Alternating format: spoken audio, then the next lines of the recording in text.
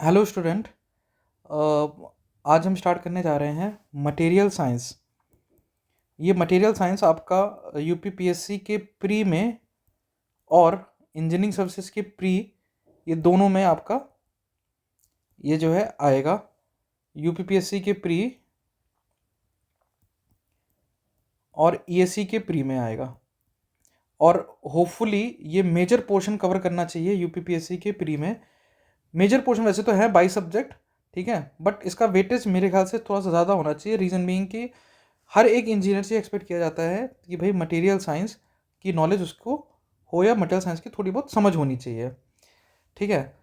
तो क्योंकि हमारे पास 22 सब्जेक्ट हैं, तो हम बहुत ज़्यादा किसी सब्जेक्ट में इन डेप्थ में ना जाके ऊपर ऊपर से सुपरफिशियली उसको पढ़ने की कोशिश करेंगे, कंसेप्चुअली पढ़ने की कोशिश करेंगे, ताकि एग्ज़ाम में अगर कोई क्वेश्चन आए तो उसको हम टैकल कर सकें, ठीक है। तो चलिए स्टार्ट करते हैं। पहला चैप्टर है हमारा क्रिस्टलोग्राफी। ये बेसिकली कुछ नहीं है, ये क्लास 12th में हमने जो सॉलिड स्टेट पढ़ा था, ठीक है, उसी का जो कंटेंट है या उसी की जो चीज़ें हैं जो उसमें कवर की गई थी, वो इसमें भी कवर होंगी हमारी, ठीक है।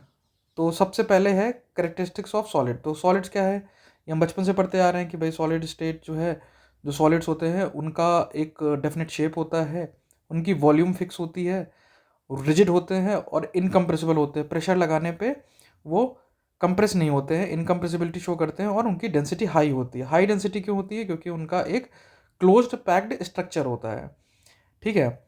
और तीसरी जो खास बात है कि वो अपने मीन के अबाउट वो वाइब्रेट करते हैं। तो constituent particles oscillate about their mean position, ठीक है। इनके टाइप्स देखते हैं हम लोग।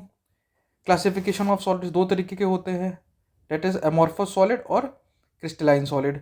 तो जो क्रिस्टलाइन सॉलिड्स होते हैं उसका जो क्लासिक एग्जाम्पल है हमारे पास वो क्वार्ट्ज है, ठीक है। और एमॉर्फस सॉलिड्स का जो क्लासिक एग्जाम्पल है वो है ग्लास। हमारे जो शीशे के जो ग्लास होते हैं, ठीक है, वो आपका एमॉर्फस सॉलिड होते हैं। ध्यान रखना ये क्रिस्टलाइन सॉलिड नहीं होते हैं, ठीक है। इसके बाद आते हैं हम लोग अमॉर्फस सॉलिड। तो अमॉर्फस सॉलिड्स की कुछ प्रॉपर्टीज़ होती हैं। पहला, तो उनका जो जो कॉन्स्टिट्यूएंट पार्टिकल्स होते हैं उनके कोई रेगुलर अरेंजमेंट्स नहीं होते हैं। वो अगर थोड़े बहुत जो रेगुलर अरेंजमेंट होते हैं तो वो बहुत शॉर्ट ऑर्डर के लिए होते हैं। शॉर्ट ऑर्डर का मतलब थोड़े से डिस्टेंस के लिए गए, थोड़े से डिस्टेंस में जो है एक अरेंजमेंट शो किया, फिर अगले डिस्टेंस में थोड़ा सा अलग अरेंजमेंट शो कर दिया, ठीक है। तो इन इसमें क्या है, कॉन्स्टिट्यूएंट पार्टिकल्स के कोई रेगुलर अरेंजमेंट नहीं होता है। अगर होता भी है तो शॉर्ट ऑर्डर में होता है। इसीलिए आपका इसमें कोई शार्प मेल्टिंग पॉइंट नहीं होता है, ठीक है। ये एक रेंज ऑफ टेम्परेचर पे मेल्ट करेंगे, ठीक है। जैसे अगर यहाँ पे एक अरेंजमेंट है, इस वाले पोर्शन में एक अरेंजमेंट है, ठीक है, और इस वाले पोर्शन में दूसरा अरेंजमेंट है, ठीक है। तो ये हो सकता होगा कि 200 केल्विन पे मेल्ट करे, हो सकता हो कि ये 250 केल्विन पे मेल्ट करे, ठीक है। तो कोई शार्प मेल्टिंग पॉइंट नहीं होगी, ठीक है। एक रेंज ऑफ टेम्परेचर पे ये मेल्ट करेगा कि 200 से लेके 250 के बीच में ही पूरा आपका मटेरियल जो है, पूरा का पूरा मटेरियल आपका मेल्ट कर जाएगा, ठीक है। इसके बाद आपका आता है कि ये आइसोट्रोपिक होते हैं। मतलब ये है कि फिजिकल प्रॉपर्टीज़ इनकी जो है सेम होती है हर एक डायरेक्शन में, ठीक है। ऐसा नहीं होगा कि कहीं पे कुछ फिजिकल प्रॉपर्टी है और कहीं पे कुछ फिजिकल प्रॉपर्टी है। तो ये आइसोट्रोपिक होते हैं। Amorphous solids are isotropic. अगला है कि इनको हम सूडो सॉलिड्स या सुपर कूल्ड लिक्विड भी बोलते हैं हम लोग, ठीक है। तो क्वेश्चन एग्जाम में पूछ सकते हैं कि सुपर कूल्ड लिक्विड्स कौन होते हैं, तो अमॉर्फस सॉलिड्स हमारे सुपर कूल्ड लिक्विड्स होते हैं, ठीक है। इरेगुलर क्लीवेज होता है, मतलब शार्प क्लीवेज ना होके इरेगुलर सी क्लीवेज होगी। अगर उनको तोड़ा जाए, ठीक है, तो उनका जो सरफेस होगा वो इरेगुलर होगा। Amorphous solids on heating become crystalline at some temperature, ठीक है। ये इंपॉर्टेंट पॉइंट है कि आपका जो अमॉर्फस सॉलिड है जब उसको हम टेम्परेचर देते हैं तो वो क्रिस्टलाइन में कन्वर्ट हो जाता है, ठीक है।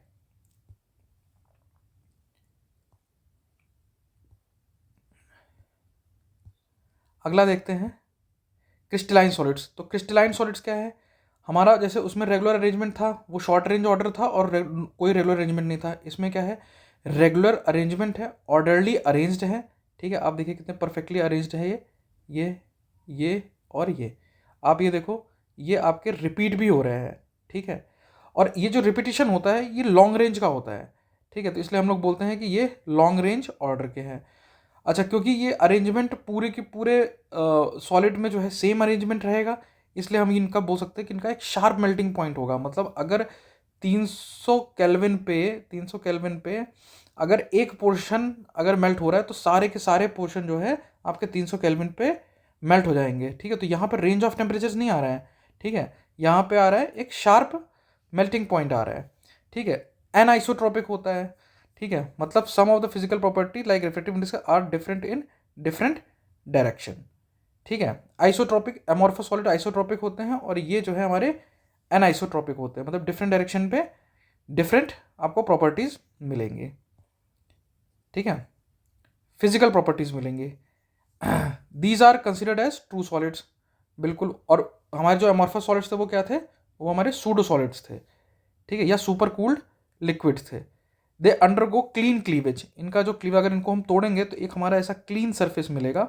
ऐसा जैसे अमॉर्फस सॉलिड में क्या था, हमें इरेगुलर सरफेस मिल रहा था, इसमें हमें क्या मिलेगा, क्लीन क्लीवेज मिलेगा। Crystalline solids have definite heat of fusion. ठीक है, सेम रीजन, क्योंकि इनका जो है लॉन्ग रेंज ऑर्डर होता है। ठीक है, और ये परफेक्टली ऑर्डरली अरेंज्ड होते हैं और ये जो अरेंजमेंट होता है ये लॉन्ग रेंज का होता है, इसलिए हम ये बोल सकते हैं कि इनका एक डेफिनेट हीट ऑफ फ्यूजन होगा। ठीक है, जैसे हमारे पास डेफिनेट शार्प मेल्टिंग पॉइंट था वैसे हमारे पास डेफिनेट हीट ऑफ फ्यूजन भी होगा। एग्जाम्पल क्रिस्टलाइन सॉलिड्स के क्या है, डायमंड, ग्राफाइट। ठीक है, metals like iron, cobalt, copper, ionic compounds जैसे NaCl, जिंक सल्फाइड और पोटेशियम क्लोराइड, ये सब हमारे क्रिस्टलाइन सॉलिड्स है। ठीक है, अमॉर्फस सॉलिड में हमारा तुम्हारा क्या जो है एग्जाम्पल था हमारे पास अमॉर्फस सॉलिड का, ग्लास। ठीक है, क्रिस्टलाइन सॉलिड का हमारे पास एक और एग्जांपल था क्वार्ट्ज, हमने जो स्टार्टिंग में देख लिया था। ठीक है, अब देखते हैं टाइप्स ऑफ क्रिस्टलाइन सॉलिड्स। तो हमारे पास क्रिस्टलाइन सॉलिड्स 4 तरीके के होते हैं, आयनिक solid, metallic solids, covalent solids और मॉलिक्यूलर सॉलिड्स। ठीक है, इनका हम देख लेते हैं, थोड़े छोटे छोटे पॉइंट्स जो होंगे वो हम देख लेते हैं कि इनमें कौन सा बॉन्ड होता है। ठीक है, इनकी मेल्टिंग पॉइंट और बॉइलिंग पॉइंट क्या होती है। ठीक है, तो जो हमारा मॉलिक्यूलर सॉलिड होते हैं, मॉलिक्यूलर क्रिस्टलाइन सॉलिड्स, वो बेसिकली उनके कॉन्स्टिट्यूएंट पार्टिकल्स क्या होते हैं, पोलर भी हो सकते हैं और नॉन पोलर भी हो सकते हैं, और या हाइड्रोजन बॉन्डेड मॉलिक्यूल्स हो सकते हैं। ठीक है, फोर्स ऑफ अट्रैक्शन क्या क्या होगा उसमें, डिस्पर्जन फोर्सेस हैं, डाइपोल डाइपोल इंटरेक्शन है, या हाइड्रोजन बॉन्डिंग होती है। लो मेल्टिंग और बॉइलिंग पॉइंट है, और मोस्टली ये इंसुलेटर होते हैं क्योंकि फ्री आयंस नहीं होते हैं या फ्री इलेक्ट्रॉन्स नहीं होते हैं इसमें। ठीक है, तो इसके जो मेन पॉइंट्स हैं कि पोलर और नॉन पोलर हो सकते हैं, हाइड्रोजन बॉन्डेड मॉलिक्यूल्स होते हैं। फोर्स ऑफ अट्रैक्शन, ये इंपॉर्टेंट पॉइंट है कि फोर्स ऑफ अट्रैक्शन क्या क्या होते हैं, डिस्पर्जन फोर्सेस हैं, डाइपोल डाइपोल इंटरेक्शन है और हाइड्रोजन बॉन्डिंग है। ठीक है, एग्जाम्पल क्या है, आयोडीन, ये क्या है, मॉलिक्यूलर सॉलिड है। अगला है आयनिक सॉलिड। आयनिक सॉलिड में नाम से ही लग रहा है कौन सा इसमें बॉन्ड होगा, आयनिक बॉन्ड होगा। ठीक है, कॉन्स्टिट्यूएंट पार्टिकल्स क्या होंगे, आयंस होंगे, आयंस के बीच में आयनिक बॉन्ड होगा। ठीक है, इसके बाद इनका मेल्टिंग पॉइंट क्या होगा, काफ़ी हाई होगा। मेल्टिंग पॉइंट और बॉइलिंग पॉइंट दोनों ही हाई है, और ये electrical insulators in the solid state हैं, लेकिन कंडक्टर्स की तरह बिहेव करेंगे एक्वा सोल्यूशन। जैसे सोडियम क्लोराइड है, सोडियम क्लोराइड सॉलिड स्टेट में क्या है, इंसुलेटर की तरह काम करेगा, लेकिन जब उसको हम एक्वा सोल्यूशन पानी में मिला देते हैं तो वो कंडक्टर की तरह काम करने लगेगा, क्योंकि फ्री आयंस मिल जाएंगे हमारे पास। जो फ्री आयंस होंगे वो हमारे चार्ज कैरियर की तरह काम करने लगेंगे। ठीक है, ये एग्जाम्पल है आयनिक solid that is sodium chloride का। ठीक है, अगला है हमारे पास मेटालिक सॉलिड्स। तो मेटालिक सॉलिड्स क्या है, नाम में ही पता है कि भाई कौन सा बॉन्ड होगा, इसमें मेटालिक बॉन्ड होगा। ठीक है, कॉन्स्टिट्यूएंट पार्टिकल्स क्या है, पॉजिटिवली चार्ज्ड मेटल आयंस है और फ्री इलेक्ट्रॉन्स है। ठीक है, इलेक्ट्रॉन्स इसमें फ्री हैं। ठीक है, अच्छा अगर फ्री इलेक्ट्रॉन्स है तो क्या ये कंडक्टर है, बिल्कुल ये इंसुलेटर नहीं होके ये क्या है, कंडक्टर है। Force of attraction metallic bond है, high electrical and thermal conductivity है। मेटालिक सॉलिड्स क्या है, मैलिएबल और डक्टाइल दोनों होते हैं। ठीक है, हाई मेल्टिंग पॉइंट और बॉइलिंग पॉइंट होता है। मेटालिक बॉन्ड काफ़ी स्ट्रॉन्ग बॉन्ड होते हैं। एग्जाम्पल के तौर पे आयरन, कॉपर, सिल्वर, मैग्नीशियम, ये सारे हमारे क्या है, मेटालिक सॉलिड्स हैं। ठीक है, टाइप्स ऑफ क्रिस्टलाइन सॉलिड्स में एक और हमारे पास आता है कोवेलेंट एंड नेटवर्क सॉलिड्स। तो कोवेलेंट और नेटवर्क सॉलिड्स में क्या है, कॉन्स्टिट्यूएंट पार्टिकल्स क्या होंगे, न्यूट्रल एटम्स होंगे, कोवेलेंट बॉन्ड्स होंगे। ठीक है, और एटम्स को चार्ज एटम्स नहीं होंगे। अगर चार्ज एटम नहीं है, ठीक है, तो क्या होंगे, वो इंसुलेटर है। ठीक है, अच्छा, कोवेलेंट बॉन्ड हमारा एक स्ट्रॉन्ग बॉन्ड होता है। ठीक है, तो हम ये बोल सकते हैं उस स्ट्रॉन्ग बॉन्ड की वजह से इसमें क्या है, इनके इनके हाई मेल्टिंग पॉइंट होता है। एग्जाम्पल के तौर पे हमारे पास डायमंड, क्वार्ट्ज, ये सिलिकॉन कार्बाइड, ठीक है, ये सारे हमारे क्या हैं, इसके एग्जाम्पल्स हैं।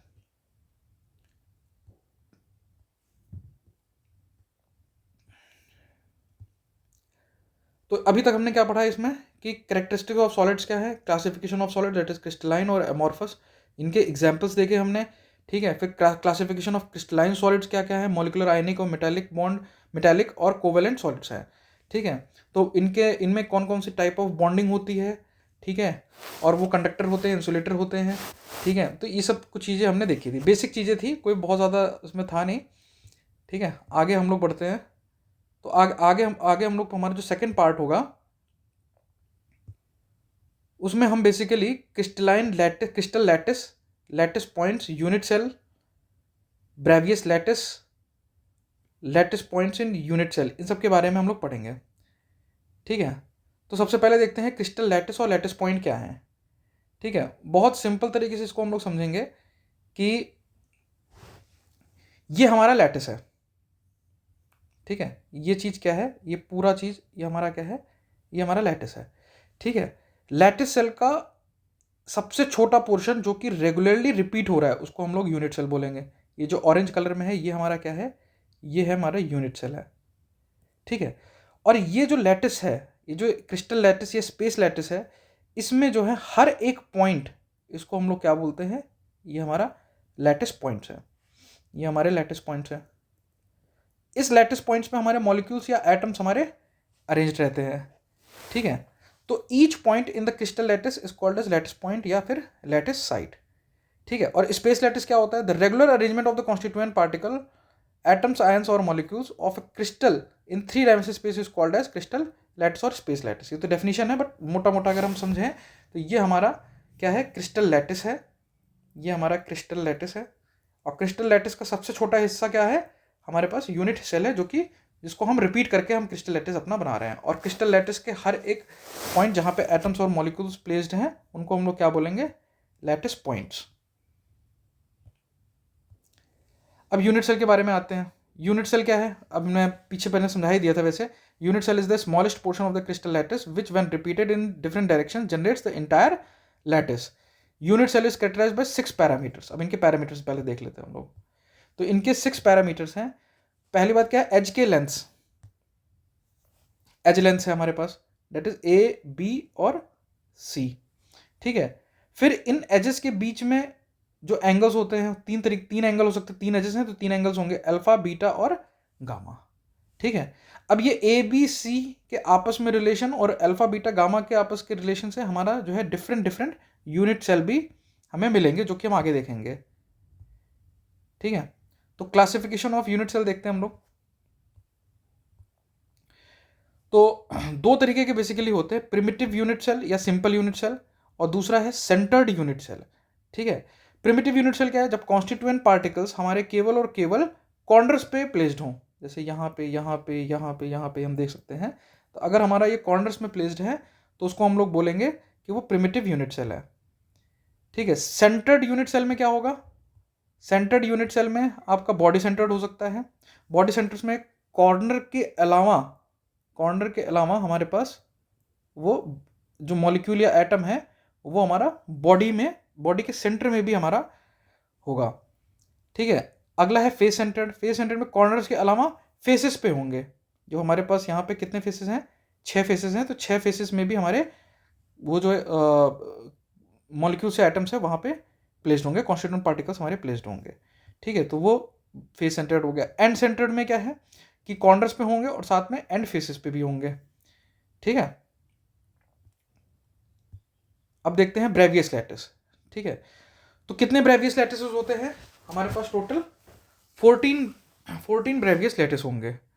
ठीक है, और इनको क्लासिफाई करने का क्या तरीका है, हमारे जो पैरामीटर्स ऑफ यूनिट सेल है, पैरामीटर्स ऑफ यूनिट सेल क्या कहते हैं हमारे पास, ए बी सी और अल्फा बीटा और गामा, ये हमारे क्या थे, पैरामीटर्स थे।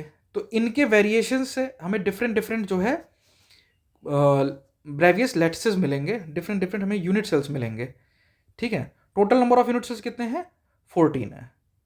ठीक है, तो एक एक करके हम लोग देखते हैं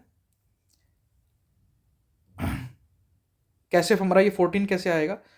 तो क्रिस्टल सिस्टम क्या हो सकता है हमारे पास? Cubic, tetragonal, rhombic, monoclinic, triclinic, trigonal और हेक्सागोनल। ठीक है, अब इनकी एज लेंथ भी दे रखी, मतलब इनका जो एज लेंथ है उनके बीच में ये हमें रिलेशन दे रखा हुआ है, ये हमें बॉन्ड एंगल दे रखा हुआ है, एग्जाम्पल्स दे रखा है। तो एग्जाम्पल्स तो इतना तो ध्यान रखने की ज़रूरत नहीं है, बस कुछ चीज़ें हैं कि अगर आपसे पूछे जैसे डायमंड है, तो डायमंड का जो है हमारा क्रिस्टल सिस्टम क्या होगा? क्यूबिक होगा। ग्रेफाइट होगा तो ग्रेफाइट का हमारा क्रिस्टल सिस्टम क्या होगा? हेक्सागोनल। आइस का हमारा हेक्सागोनल होगा। ये कुछ इंपॉर्टेंट चीज़ें हैं। ठीक है, तो ग्रेफाइट का और आइस का ये हमारा क्या होगा? इसका हेक्सागोनल होगा। ठीक है, और डायमंड का हमारे पास क्या होगा? क्यूबिक होगा। ये इंपॉर्टेंट क्वेश्चन हमारा बन सकता है। ठीक है, अब हमें ये याद करना है क्योंकि हमसे वो पूछ सकते हैं कि भाई अगर मान लो a equals to b equals to c है और alpha equals to beta equals to gamma is not equals to 90 degree है, तो कौन सा जो है हमारा क्रिस्टल सिस्टम होगा? Which of the following crystal system represent, which of the following crystal system have the parameters of the unit cell as this? ठीक है, तो ये हमें बेसिकली याद होना चाहिए। ठीक है, तो इसको याद करने का हमारे पास क्या तरीका है? ठीक है, तो क्यूबिक में हमें पता है कि सबसे पहले हम एंगल्स के बारे में देख लेते हैं। क्यूबिक में हमारा सारे एंगल्स जो है 90 डिग्री सेल्सियस होते हैं, 90 डिग्री होते हैं सेल्सियस। सॉरी, गलती से निकल गया, स्लिप ऑफ टंग था। तो क्यूबिक में हमारे सारे बॉन्ड एंगल्स 90 डिग्री होंगे। टेट्रागोनल में सारे बॉन्ड एंगल 90 डिग्री होंगे और रोम्बिक में भी हमारे सारे बॉन्ड एंगल्स क्या होंगे? ठीक है, वो क्या होंगे? आपके 90 डिग्री होंगे। ठीक है, अच्छा, रोम्बिक को बेसिकली हम ऑर्थोरोम्बिक भी बोल देते हैं, ऑर्थोरोम्बिक भी बोल देते हैं। तो इसको हम याद कर लेते हैं कि कॉट, COT, कॉट, ये क्या है हमारे पास? मतलब खाट होती है बेसिकली। इसको समझो कि आप ये खाट है और खाट में सारे एंगल्स कितने होते हैं? 90 डिग्री होते हैं। तो कॉट के सारे angles will be equals to 90 degree. ठीक है, तो यहाँ से पता चल जाएगा क्यूबिक, ऑर्थोरोम्बिक और आपका टेट्रागोनल, इनका जो है एंगल्स कितने होंगे? 90 डिग्री होंगे। और टी का बस तो आपको याद रखना पड़ेगा कि ये टेट्रागोनल है, क्योंकि कॉट में कितने? 4 पाई हैं। ठीक है, 4 पाए होते हैं, तो टेट्रागोनल हो गया आपका। टेट्रागोनल मतलब 4। ठीक है, मतलब ट्राइक्लिनिक नहीं होगा, ट्राइगोनल नहीं होगा, टेट्रागोनल होगा। ठीक है, तो ये आपके एंगल्स आपको याद हो गए। ठीक है, हेक्सागोनल में हमें पता है कि आपका ये ऐसे होता है। हेक्सागोनल बेसिकली आपका ये कुछ कुछ आपका ऐसा होता है।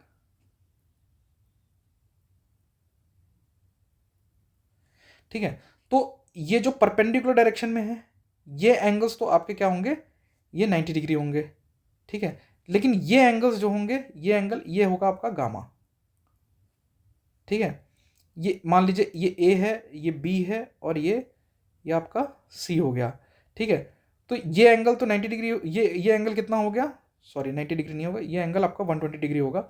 ये एंगल 90 डिग्री होगा और ये वाले और ये इस वाले एज के बीच में भी 90 डिग्री होगा। इस वाले एज, ये वाले एज में 90 डिग्री है और ये वाले एज में भी 90 डिग्री है। तो दो एंगल हमारे 90 डिग्री होंगे और एक एंगल क्या होगा? 120 डिग्री होगा। तो ये भी आपको क्लियर हो गया। ठीक है, ट्राई क्लिनिक में कुछ भी बराबर नहीं होता है। ट्राई क्लिनिक में कुछ भी बराबर नहीं होता है, मतलब ना तो साइड्स हमारे बराबर होंगे और ना ही हमारा एंगल्स बराबर होंगे। आप इसको मैंने तो इसको ऐसे याद किया था, आप भी ऐसे याद करो कि क्लिनिक में हम लोग चले गए, जब क्लिनिक पे जब हमारे हाथ पैर और कोई भी एंगल्स, कुछ भी चीज़ जो है बराबर नहीं होती है, सब चीज़ डिसओरिएंटेड रहते हैं, तो हमें कहाँ जाना पड़ता है? क्लिनिक में जाना पड़ता है। तो ट्राई क्लिनिक में हमारा एक भी चीज़ बराबर नहीं होगी। That is a is not equal to b is not equal to c और alpha is not equal to b, beta is not equal to gamma is not equal to 90 degree है। ठीक है, तो ये ट्राई क्लिनिक का हमारा चीज़ clear हो गई है। ठीक है, अब आता है हमारे पास मोनोक्लिनिक। ठीक है, तो मोनोक्लिनिक हेक्सागोनल का एंगल हमारा क्लियर हो गया। अच्छा, हेक्सागोनल का अगर हमारा एंगल क्लियर हो गया तो हम ये बोल सकते हैं कि साइड्स भी हम बेसिकली देख के ही बता सकते हैं कि ए और बी तो बराबर होगा और सी के बराबर नहीं होगा, है ना। ये वाला लेंथ और ये वाली लेंथ बराबर होगी, ये ए हो गया ये बी हो गया, ए इक्वल टू बी है लेकिन सी के बराबर नहीं होगी, तो ये भी हमारा 7th पॉइंट भी क्लियर हो गया। ठीक है। अच्छा, ट्राइगोनल ट्राइगोनल ट्राइगोनल का हम लोग देखते हैं। तो ट्राइगोनल में क्या होगा, तीनों जो है आपको बराबर हो, ये आपको मेमोराइज करना पड़ेगा, ये आप मेमोराइज कर लो। ठीक है। अब आते हैं, ये वाला क्लियर हो गया। इसको मैंने बोला है आपको, ट्राइगोनल में सारे साइड्स बराबर होते हैं। ठीक है। ट्राई क्लिनिक में हमें पता है कुछ भी बराबर नहीं होता क्योंकि क्लिनिक है। मोनोक्लिनिक में भी, मोनोक्लिनिक में क्लिनिक तो आ गया, ठीक है, मोनोक्लिनिक में क्लिनिक आ गया लेकिन मोनो है, मतलब एक चीज़ ऐसी होगी, चाहे या तो साइड हो या तो एंगल्स हो, जो कि बराबर नहीं होंगे। तो मोनोक्लिनिक में आपका जो एज लेंथ है वो आपके बराबर नहीं होंगे। बॉन्ड एंगल देख लेते हैं। तो अल्फा और गामा 90 डिग्री है और बीटा 90 डिग्री नहीं है। ठीक है। यहाँ पे आप ये चीज़ आप मेमोराइज कर लो। ठीक है, कि alpha equal to gamma equal 90 degree है but beta is not equal to 90 degree है। ठीक है। ऑर्थोरोम्बिक में क्या है कि एंगल्स तो हमारे 90 डिग्री होते हैं लेकिन साइड्स हमारे बराबर नहीं होते हैं। ठीक है। और टेट्रागोनल में क्या होगा, ए इक्वल्स टू बी होगा लेकिन नॉट इक्वल्स टू सी होगा, ये आपका टेट्रागोनल हो गया। क्यूबिक में क्या होगा, सारे साइड्स हमारे बराबर होंगे। ठीक है। तो इस तरीके से आप ये वाले पोर्शन को आप याद कर सकते हो। तो बेसिकली क्यूबिक में क्या होगा, सारे साइड्स बराबर होंगे, सारे एंगल्स, मतलब आपको जो ट्रिक है वो ट्रिक से बेसिकली याद कर लो कि कॉट, तो यहाँ से आपका एंगल क्लियर होगा कि कॉट के सारे एंगल्स 90 डिग्री हैं। हेक्सागोनल के एंगल्स के बारे में हम ईजिली बस फिगर बना के हम समझ सकते हैं। ट्राइगोनल में, ठीक है, ट्राइगोनल में आपका जो है ट्राइगोनल में सारे साइड्स बराबर होते हैं और सारे एंगल्स बराबर होते हैं लेकिन सारे एंगल्स 90 डिग्री के बराबर नहीं होंगे। ठीक है। और ट्राइक्लिनिक में क्या होगा कि ट्राइक्लिनिक में कुछ भी आपका बराबर नहीं होगा। मोनोक्लिनिक में क्या होगा, आपका एक पैरामीटर सारे बराबर नहीं होंगे लेकिन दूसरे में क्या होंगे, दो बराबर होगा और एक बराबर नहीं होगा, मतलब a is not equal to b is not equal to c, मतलब सारे साइड्स बराबर नहीं हैं आपस में। और एंगल्स में दो एंगल बराबर हैं बट एक एंगल जो है आपका 90 डिग्री नहीं है। दो एंगल्स 90 डिग्री हैं और एक एंगल आपका 90 डिग्री नहीं है, वो कुछ भी हो सकता है। ठीक है। रोम्बिक में आपका जो है सारे एंगल्स 90 डिग्री होते हैं, ठीक है, लेकिन साइड्स आपस में बराबर नहीं होती हैं ऑर्थोरोम्बिक में। टेट्रागोनल में आपके सारे एंगल्स 90 डिग्री होते हैं। इस तरह से आप थोड़ा सा एक बार आप इसमें अपना माइंड को आप थोड़ा सा स्पेंड करेंगे आप, ठीक है, तो आपको ये चीज़ें ध्यान रह जाएंगी वहाँ पे।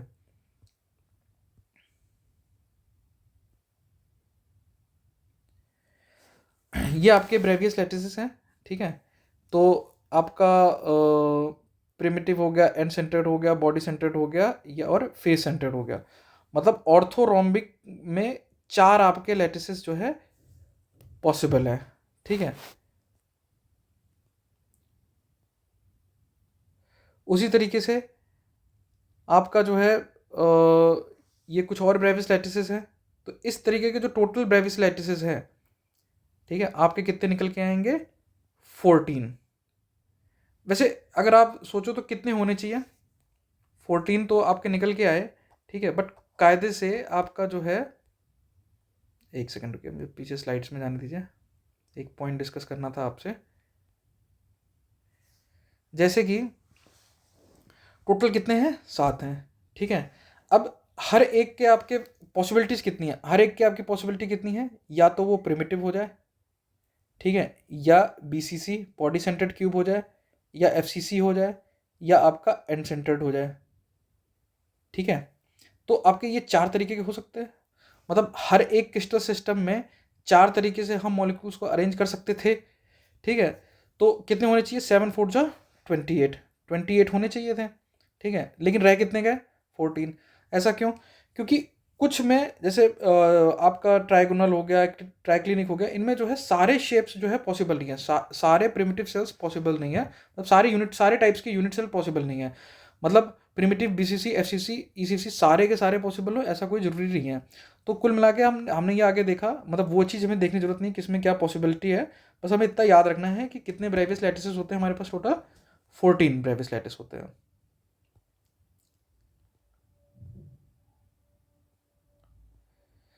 आगे बढ़ते हैं,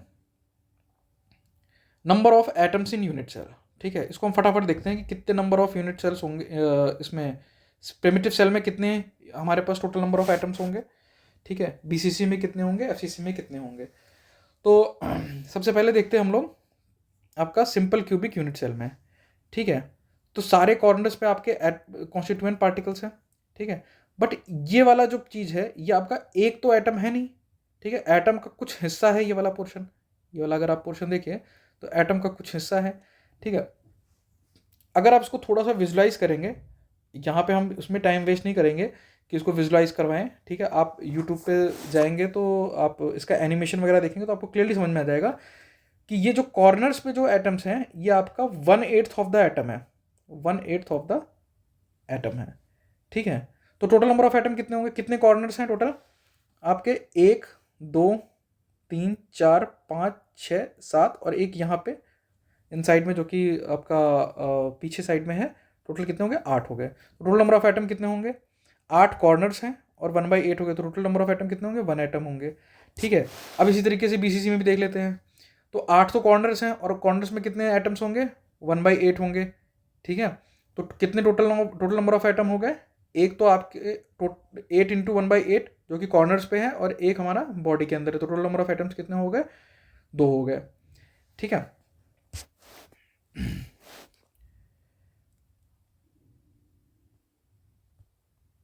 अगला है, ये सब आपसे क्वेश्चन एग्जाम में वो पूछ सकते हैं कि एफसीसी में कितने नंबर ऑफ एटम्स होते हैं, और आगे हमारे पास कुछ न्यूमेरिकल्स आएंगे जिसमें इसका हम इस्तेमाल करेंगे। ठीक है, तो फेस सेंटर्ड में देखते हैं, तो फेस सेंटर्ड में कितने फेसेस पे हैं और प्लस कॉर्नर्स पे हैं, तो कॉर्नर्स में 1/8 इंटू 8। ठीक है, फेसेस कितने हैं, 6 फेसेस हैं। अगर आप देखोगे तो फेसेस में क्या है, आधा पोर्शन जो है इस वाले इसमें है और आधा पोर्शन क्या आएगा जो इसके इधर साइड में यूनिट सेल होगा। ठीक है, आधा पोर्शन उसमें चला जाएगा, तो आधा इन साइड में और आधा जो है आपका बैक साइड में। ठीक है, तो टोटल नंबर ऑफ कितने हो जाएंगे, हर फेस पे आधा एटम है, टोटल कितने फेसेस हैं, 6 फेसेस हैं, तो 6 इंटू 1/2 कितना हो गया आपके, 4 एटम्स हो गए। ठीक है, तो यहाँ पे हम समरी देखते हैं कि हमने अभी तक क्या क्या सीखा, क्रिस्टल लैटिस, लैटिस पॉइंट के बारे में समझा हमने। ठीक है, और यूनिट सेल कितने तरीके के होते हैं, ब्रेवियस लैटिस कितने होते हैं। ठीक है, 14 टाइप्स होते हैं जिसमें 7 प्रिमिटिव होते हैं और 7 सेंटर्ड होते हैं। ठीक है, number of atoms in unit cell, simple cubic में कितने होंगे, 1 होंगे, बीसीसी में 2 और एफसीसी में 4। ठीक है, अब आते हैं क्लोज पैकिंग इन सॉलिड्स पे।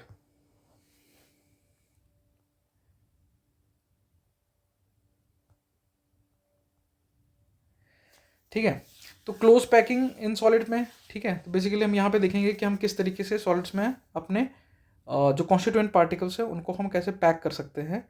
ठीक है, तो पैकिंग पैटर्न कैसे होता है, सबसे पहले हम देखते हैं कि 1D में कैसे होता है, फिर 1D से 2D और 2D से 3D। ठीक है, जैसे कि हम पॉइंट्स को कनेक्ट करते हैं। ठीक है, तो हमें 1D में क्या मिल जाता है, लाइन। जब हम लाइन्स को कनेक्ट करते हैं तो हमें क्या मिल जाता है, एक प्लेन मिल जाता है, और जब हम प्लेन्स को हम ऐसे स्टैक कर देते हैं एक के ऊपर एक, तो हमें क्या मिल जाना है, 3D स्ट्रक्चर मिल जाना है। ठीक है, तो कुछ इसी तरीके से हम इसको समझने की कोशिश करेंगे। अच्छा, कोऑर्डिनेशन नंबर क्या होता है, कोई भी पर्टिकुलर एटम अपने आसपास जितने एटम को टच करता है उसको हम लोग बोलते हैं coordination number. The number of spheres neighbour to one sphere is called as coordination number.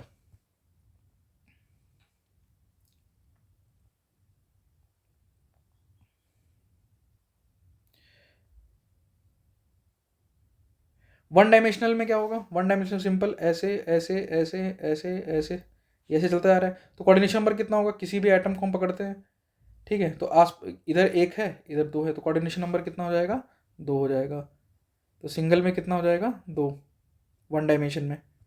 2 dimension में मतलब ईजी है, इसमें कुछ खास जो है इसमें हमें बताने की ज़रूरत भी नहीं है। अब 2D में क्या है, 2 तरीके की पैकिंग हो सकती है, या ए टाइप या ए बी टाइप। अब इसका मतलब समझते हैं हम लोग क्या है।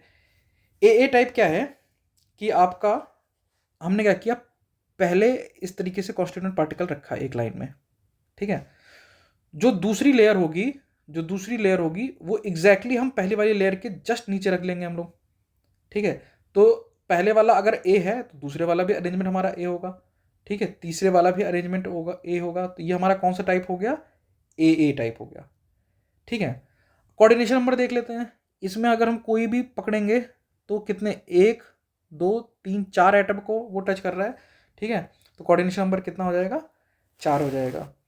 अब इसमें देखते हैं हम लोग, जब हम जैसे इसको एक लाइन में रख दिया मैंने ऐसे, ठीक है। अब इसको थोड़ा सा मैं अलग से बना के दिखाता हूँ मैं, ऐसे ऐसे ये ऐसे चल रहा है। अगर हम इन दोनों के बीच में यहाँ ऐसा हम प्लेस कर दें, ये ऐसे हम प्लेस कर दें, ऐसे हम प्लेस कर दें, तो अगर ये ए है तो ये क्या होगा, बी होगा। अब अगला जब हम प्लेस करेंगे इसके ऊपर ऐसे और ऐसे, तो हम देखेंगे कि ये वाला और ये वाला जो है सेम लाइन में आ गया, ये वाला और ये वाला एक सेम लाइन में आ गया, ये वाला और ये वाला ये सेम लाइन आ गया। तो जो उसके ऊपर हम प्लेस करेंगे वो कैसा होगा, ए होगा, ठीक है। इस तरीके, अच्छा जब हम इन दोनों के बीच में प्लेस करेंगे ऐसे ऐसे, तो देखेंगे हम लोग ये वाला सेम आ गया, ये वाला सेम हो गया। और जब हम यहाँ पे प्लेस करेंगे ऐसे, तो ये वाला सेम हो जाएगा। तो ये वाला हमारा क्या कैसा हो जाएगा, बी टाइप का हो जाएगा, ठीक है। तो इस तरीके को हम लोग क्या बोलते हैं, A B type of arrangement. इसमें हमें हेक्सागन मिलता है, ये देख रहे हैं आप क्लियरली हमारा हेक्सागन बन रहा है, ठीक है। और सेंटर में हमारा क्या है, हमारा एटम रखा हुआ है। तो ये हमारा कैसा हो गया, हेक्सागोनल क्लोज पैकिंग होगी। कोऑर्डिनेशन नंबर कितना होगा, ये जो सेंटर वाला एटम है कितने एटम को टच कर रहा है, 1 2 3 4 5 6, 6 एटम को टच कर रहा है, ठीक है। तो कैसे इसका कोऑर्डिनेशन नंबर कितना हो जाएगा, आपका 6 हो जाएगा।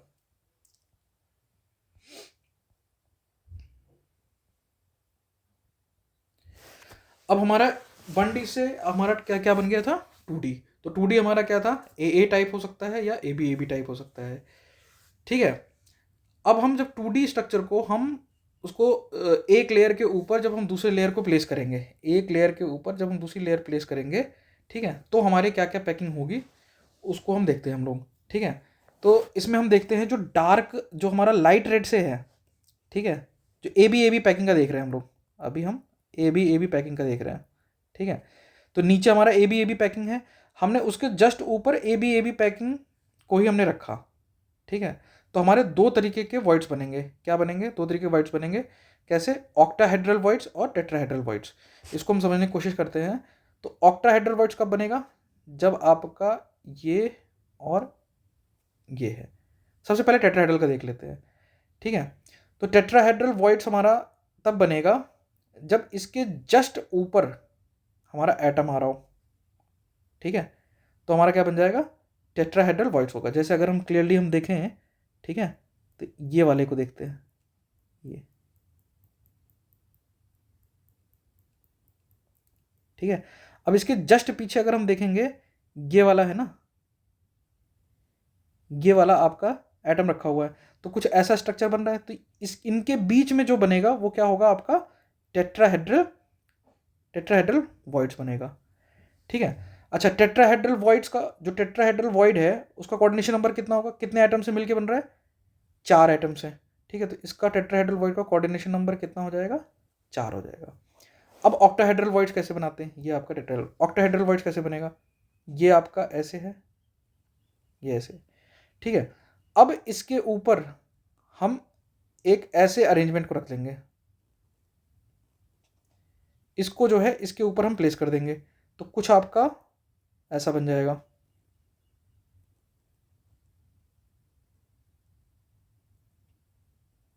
ठीक है। तो ये क्या बन जाएगा, इसके बीच में जो होगा आपका ऑक्टाहेड्रल वॉइड होगा, ठीक है। एग्जाम्पल के तौर पे हम देखते हैं, जैसे ये वाला देखते हैं, ये और इस आइटम को कंसिडर करते हैं, ठीक है। थोड़ा पेन चेंज करेंगे तो ज़्यादा समझ में आएगा।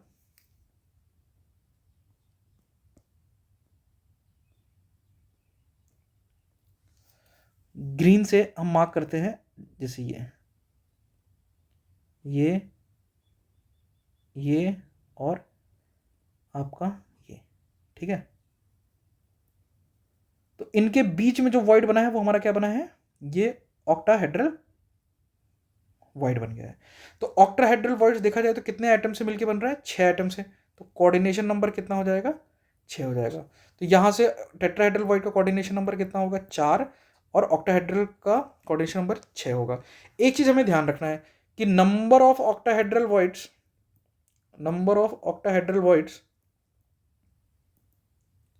और नंबर ऑफ टेट्राहेड्रल वॉइड्स, इनके बीच में एक रिलेशन होता है।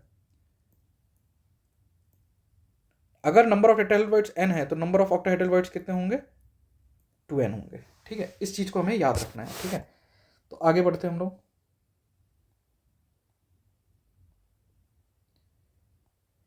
यहाँ पे ये डेफिनेशन लिखी हुई है, the vacant space surrounded by the sphere in the solids are called as voids, tetrahedral voids surrounded by 4 spheres, octahedral voids are surrounded by 6 spheres। तो कोऑर्डिनेशन नंबर हो जाएगा। यहाँ पे थोड़ा सा उसको अलग से डायग्राम से समझाया गया है। ये आपका टेट्राहेड्रॉन बन जाता है, और जब इस तरह से बनता है आपका तो ऑक्टाहेड्रल होल बनता है, ये ऑक्टाहेड्रॉन बन जाता है अगर उनके हम सेंटर्स को ज्वाइन करते हैं तो।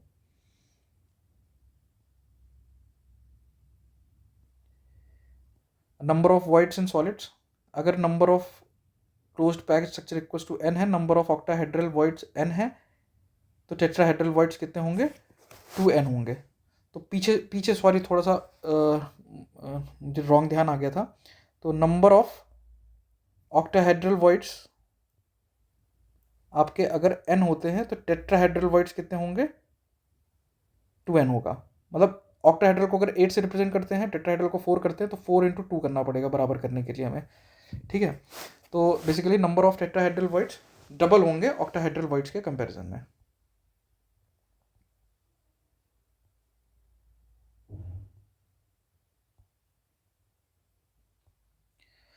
Close packing in 3 dimension AAA type.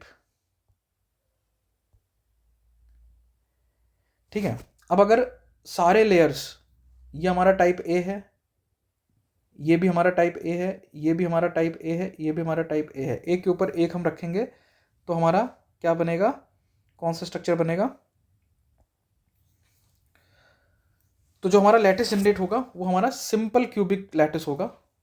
वो हमारा क्या होगा, सिंपल क्यूबिक लैटिस होगा। और वो क्या होगा, आपका प्रिमिटिव सेल होगा। एग्जाम्पल है पोलोनियम। ठीक है, ये क्वेश्चन एग्जाम में पूछ सकते हैं कि भाई आपका जब सारी लेयर्स AAA टाइप है तो हमारा कैसी पैकिंग बनेगी। अच्छा, अब जब हमारा AB टाइप है, ठीक है, अब AB टाइप से हमारा जो पैकिंग बनेगी 3D में कैसे पैकिंग बनेगी। अब हम लेयर्स को, एक लेयर को दूसरे लेयर के ऊपर हम रखना चालू करेंगे हम लोग। तो अगर हम पहले में रख रहे हैं तो हमें क्या मिल रहा है, हेक्सागन। दूसरे में हमें क्या मिलेगा, आपका ऐसा टाइप का मिलेगा। ठीक है, और तीसरा होगा ये ABAB। ठीक है, तो इस तरीके की जब हमारा अरेंजमेंट होगा, ठीक है, तो हमें क्या मिलेगा, हेक्सागोनल क्लोज पैकिंग। ठीक है, अगर हमारा टेट्राहेड्रल, अगर हमारा जो है AB पैटर्न को हम रिपीट कर रहे हैं, AB पैटर्न को अगर हम रिपीट कर रहे हैं, लेयर्स हमारी सारी लेयर्स AB टाइप की हैं, ठीक है, तो हमारा जो है कैसा स्ट्रक्चर बने, कैसा क्लोज पैकिंग मिलेगा, हेक्सागोनल क्लोज पैक मिलेगा। ठीक है, sphere of the second layer are placed in depression of the first layer. The third layer covers the tetrahedral voids and forms AB pattern and forms HCP। ठीक है,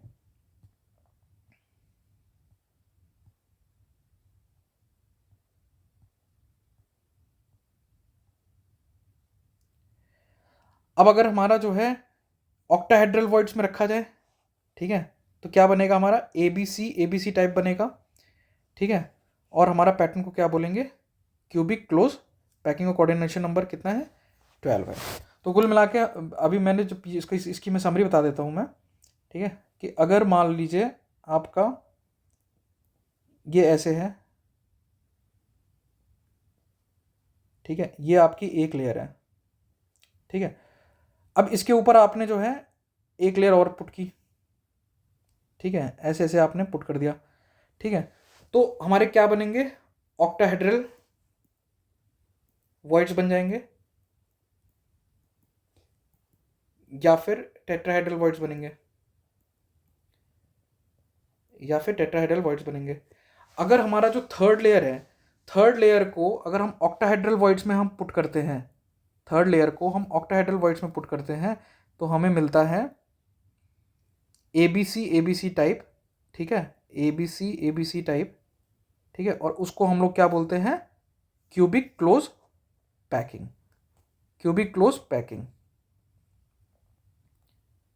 ठीक है। अब अगर अगर हमारा जो टेट्राहेड्रल वॉइड्स है, टेट्राहेड्रल वॉइड्स को अगर हम कवर करते हैं, टेट्राहेड्रल वॉइड्स को कवर करते हैं, तो हमारा कैसा टाइप मिलेगा, AB टाइप मिलेगा, ठीक है। और वो हमारा क्या होगा, HCP होगा, हेक्सागोनल क्लोज पैकिंग। थोड़ा सा हम पीछे जाएंगे तो ताकि आपके दिमाग में चीज़ें सेट हो जाए। हम अभी वहाँ पे चलते जहाँ पे हमने AB टाइप पढ़ाया था।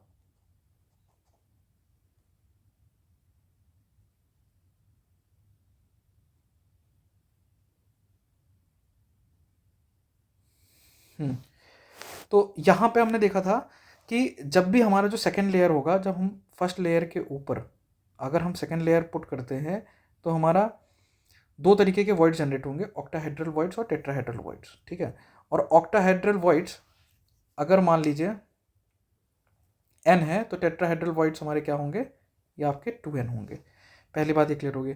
जब हम थर्ड लेयर हम प्लेस करेंगे, ठीक है, तब हमें पिक्चर हमारी क्लियर होगी। इसमें AB टाइप है, हमारा हर एक लेयर क्या है, AB टाइप है, ठीक है। जब हम थर्ड लेयर हम प्लेस करेंगे, अगर हम टेट्राहेड्रल वॉइड्स को कवर करते हुए हम थर्ड लेयर हम प्लेस करते हैं, ठीक है, तो हमारा जो है बनेगा, पैटर्न बनेगा AB टाइप,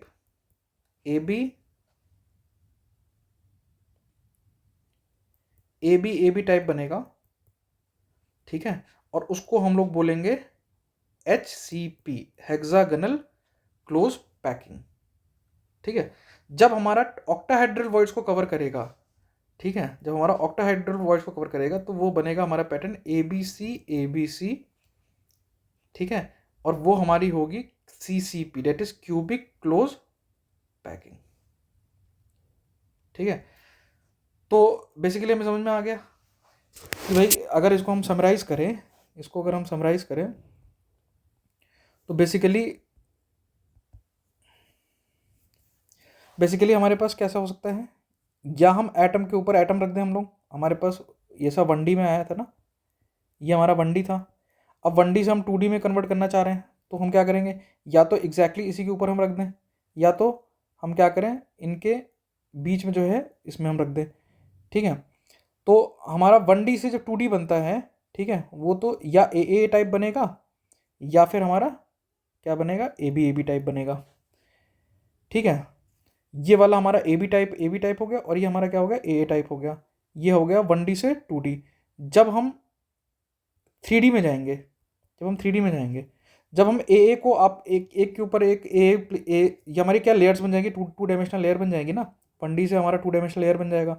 जब ये 2 डायमेंशनल लेयर को हम एक के ऊपर एक एज इट इज रख देंगे, तो हमारा ए टाइप बनेगा, ठीक है। और वो हमारा क्या होगा, प्रिमिटिव यूनिट सेल होगा, ठीक है। और जब हम ए बी को एक ए बी का एक लेयर है, ठीक है, उसके ऊपर हम फिर से AB लेयर को हम पुट कर रहे हैं, ठीक है, तो हमारे दो तरीके के वॉइड्स बनेंगे, डेट इज ऑक्टाहेड्रल वॉइड्स या टेट्राहेड्रल वॉइड्स, ठीक है। और जो थर्ड लेयर होगी वो हमारी डिसाइड करेगी कि हमारा कैसा पैकिंग बनेगा। अगर हमारा जो थर्ड लेयर है वो टेट्राहेड्रल वॉइड्स को कवर कर रहा है, ठीक है, तो हमारा जो 3D में हमारा होगा वो A और BAB ऐसा चलेगा। मतलब हमारा एक तरीके से AB का पैटर्न बन जाएगा। जब ऑक्टाहेड्रल वॉइड्स होगा, अगर ऑक्टाहेड्रल वॉइड्स को कवर करेंगे, तो हमारा जो पैटर्न बनेगा वो A बनेगा, B बनेगा। पहली लेयर A होगी, दूसरी B टाइप की होगी, तीसरी लेयर C टाइप की होगी, फिर A टाइप की होगी, फिर B टाइप की होगी, फिर C टाइप की होगी, ठीक है। इस तरह से बनेगा। टेट्राहेड्रल वॉइड्स जब कवर करेंगे, तो जो C होता है, ठीक है, ये कुछ नहीं होता, ये पहले वाला ही हो जाता है। तो हमारा पैटर्न कैसा बन जाता है, AB टाइप का बन जाता है, ठीक है। तो यहाँ पे हमारा बेसिकली ये पोर्शन कवर हुआ। होपफुली यहाँ से आपको ये क्लियर हो गया होगा।